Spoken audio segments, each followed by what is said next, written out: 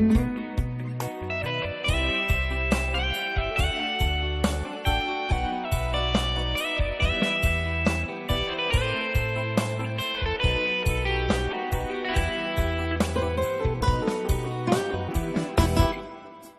เมื่อน้องนั้นหมดใจ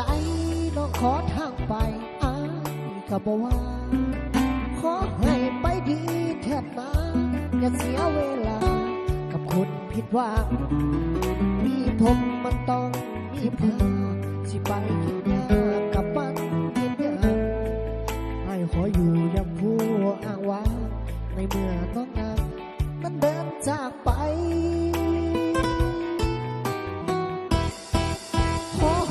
ไปดีเถิดน้องความรักเราสองคงต้องจบกันหักกันมาหลายเดือนหลายวันจนมาฮอดวันพัดพากจากลาให้สิบ่โทษเจ้าดอกกับคำลวงหลอกที่น้องบอกมาสิบ่ห้องให้เสียน้ำตาในเมื่อเจ้าอยากลาก็เสิร์นไปเธอแม่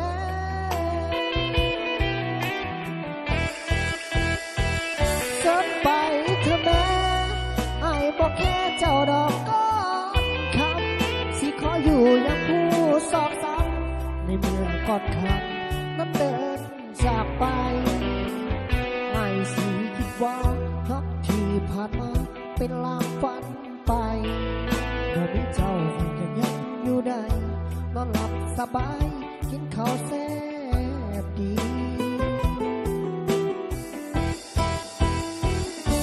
บ่โทษเจ้าดอกเพียงอ้ายขอบอกให้หูเอาไว้ถึงแม้เจ้านั้นเดินจากไปอ้ายบ่เสียดายผู้หญิงคือเจ้าอยากไปก็ไป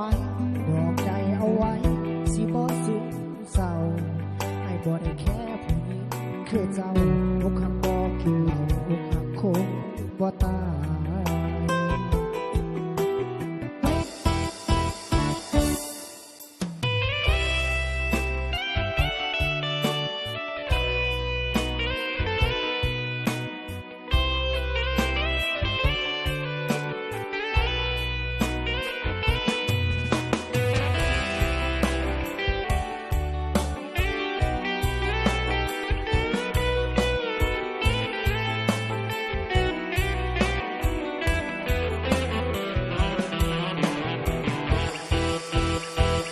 เสิร์นไปเธอแม่ไอ้บอกแค่เจ้าดอกก้อนคำสิขออยู่อย่างผู้สอกซ้ำในเมื่อก่อนคำนั้นเดินจากไปไอ้สิคิดว่ารักที่ผ่านมาเป็นลางฝันไปบอกพี่เจ้าคุยกันยังอยู่ได้นอนหลับสบายกินข้าวแซ่บดีบ่โทษเจ้าดอกเพียงอ้ายขอบอกให้หูเอาไว้ถึงแม้เจ้านั้นเดินจากไปอ้ายบ่เสียดายผู้หญิงคือเจ้าอยากไปก็ไปบอกใจเอาไว้สิบ่ซึ้งเศร้าให้บ่ได้แค่ผู้หญิงคือเจ้า